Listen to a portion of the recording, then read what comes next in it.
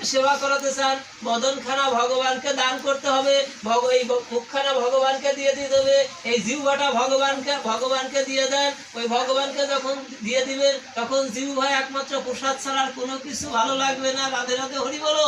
এই চোখ দুইটা ভগবানের কাছে বন্ধক রাখেন, তখন দেখবেন এই চোখে একমাত্র ওই ভক্তের বদন, একমাত্র গোবিন্দের বদন ছাড়া আর কোনো কিছু দর্শন করবে না।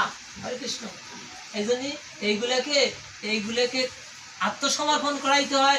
আত্মসমর্পণ আগে গুরুর কাছে করেন, গুরু আপনাকে কৃপা করে গোবিন্দ দর্শন করাই দেবে। রাধে রাধে হরি বল। এইগুলো প্রাকৃত সব, এই যা পাইছি না, এই যে সমস্ত ইন্দ্রিয়গুলো পাইছি, এগুলো সব প্রাকৃত। এগুলো অপ্রাকৃত করতে হয়, একমাত্র গুরুর চরণে সমর্পণ করে তাকে সব কিছু দিয়ে দিতে হয়। তখন গুরু কৃপা করে এই প্রাকৃত বস্তুকে অপ্রাকৃত করে দেয়। এই অপ্রাকৃত সমস্ত ইন্দ্রিয়রা ভগবানের রূপ দর্শন করা যায়। জানি তাই জয় গৌর হরি বল। এই হাত চুরি করবে না, এই হাত খারাপ কাজ করবে না। যখন এইটাকে গুরুর চরণে ধরে দিবেন, গুরু কৃপা করে এই জড় ইন্দ্রিয়কে আপনাকে প্রাকৃতকে অপ্রাকৃত করে দিবে। তখন এই হাতে একমাত্র গোবিন্দের সেবা কর্ম ছাড়া আর কোনো কিছু করবে না। রাধে। আর যতক্ষণ তাকে না দিবেন ততক্ষণ পর্যন্ত এই হাত যে কত কিছু করে পরের জিনিস ধরে আনবে। পথ দিয়ে হাঁটতেছেন, পরের কাছে আম পড়ে এসে আপনি কুড়ে নিয়ে চলে আসবেন, আপনাকে একটু বুদ্ধি ইসে বাঁধবে না যে এই আমটা পরের কাছে, এটা আমার না, আমি এই হাতে কেন ধরবো, কেন ধরতে যাবো। পরের তলাতে হাঁটছেন, পরের কাছে সুপারি করে এসে আপনি ধরে ফেলবেন। হরে কৃষ্ণ। কেন ধরবেন? এটা কিসের জন্য? এটা হলো এই হাত যখন ভগবানকে দিবেন তখন আর ধরবে না। হরে কৃষ্ণ। যতক্ষণ পর্যন্ত মায়া রাখেন ততক্ষণ পর্যন্ত এই সমস্ত কর্ম আদি হবে। পরের কাছে রাম দেখলো, পরের কাছে জিনিস দেখলো, লোভ হবে।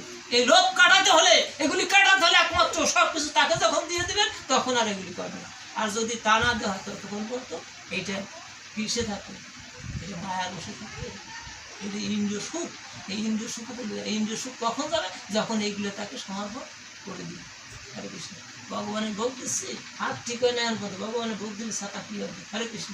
এই হাতে তো আমার মধ্যে চোরা স্বভাব যায় নাই, ভগবানের ভোগ দেবো কোন কায়দা? এই হাতটা ভগবানকে দিয়ে দাও, আগে ভগবানকে দিয়ে দাও, তখন তোমার এই হাত আগাবে না। মন বলে দেবে যে তুমি এটা সমর্পণ করে দিচ্ছ না, তোমার ওই হাত দেওয়ানো আছে। আর তোমার এই পা দিয়ে খারাপ জায়গায় কোনো যাবে না। হ্যাঁ, এই পা দিয়ে খারাপ স্থানে যাবে না, একমাত্র যেখানে ভক্ত সঙ্গ হবে সেইখানে যাবে। এই বদন কখনো কারোর সাথে দ্বন্দ্ব করবে না, এই মন কারোর সাথে হিংসা করবে না, মন কারোর সঙ্গে বিদ্বেষ করবে না। যতক্ষণ পর্যন্ত আমার থাকবে ততক্ষণ হিংসা থাকবে, যতক্ষণ তাকে দিয়ে দেবো তখন আর হিংসা বিদ্বেষ কোনো কিছু ওর থাকবে না। একমাত্র গোবিন্দকে যতক্ষণ সমর্পণ, যখনই সমর্পণ তখন আর কোনো বালাই থাকবে না, দ্বন্দ্ব থাকবে না, সব একাকার হয়ে যাবে। রাধে রাধে হরি বল। এইগুলাকে শুদ্ধারের জন্য যত ব্রত আছে, যা কিছু আছে এই শুদ্ধারের জন্য। এই জন্য আমরা ব্রত কিন্তু বিফল যাবে না। অনেকে মনে করছেন ওই তুলসী গাছে একটু জল, কয়েকদিন পর্যন্ত একটু জল দিল, কি করলো, কি হইলো? আরে বাবা না, তুমি করে দেখো, দেখো এর ভিতর কি আনন্দটা আছে। তোমার ইন্দ্রিয় কিভাবে কাজ করে, তোমার ইন্দ্রিয় কিভাবে ভগবানের চরণে ভগবানের সাথে যুক্ত হয়ে যায়। তোমার সমস্ত ভাবনা, সমস্ত চিন্তা একমাত্র গোবিন্দকে ঘিরে থাকবে, আর কোনো কিছু হবে না। আর যতক্ষণ পর্যন্ত মানুষ গোবিন্দের ভাবনা ভাবতে থাকে, মায়ার ভাবনা তার কাছে এসে কোনো কিছু করতে পারে না, স্থান পায় না। নামের সাথে যুক্ত, হরিনামের সাথে যতক্ষণ যুক্ত থাকে ততক্ষণ পর্যন্ত ওই অন্তরে আর কোনো কিছু বলে না। হরে কৃষ্ণ। অন্য কথা ভাববার সময় পায় না। আমরা দুঃখ করছি, অনেকে দুঃখ যন্ত্রণার ভিতর এই সামান্য কিছু হারিয়ে আমরা দুঃখ করি। গীতায় ভগবান বললো যে তুমি যে এত দুঃখ করছো, একটা সন্তান হারাইছো দুঃখ করতেছো, 2 লক্ষ টাকা হারিয়ে গেছে দুঃখ করতেছো, ভালো একটা বাড়ি করতে পারো দুঃখ করতেছো। আরে বাবা, আসার সময় কিছু নিয়ে আসছো, তুমি তো আসার সময় খালি হাতে আসছো। এইখানে আসার পরে যা দিয়েছি আমি তোমাকে দিয়েছি। রাধে রাধে হরি বল। আমি তোমাকে দিয়েছি, তাহলে তুমি হারাইলে কি? আমি তো তোমাকে দিয়েছি আসার পরে, তুমি তো কিছু নিয়ে আসো না। আমি দিয়েছি, তোমার কাছে গচ্ছিত রেখেছিলাম, আবার আমারটা আমি নিয়ে গেছি।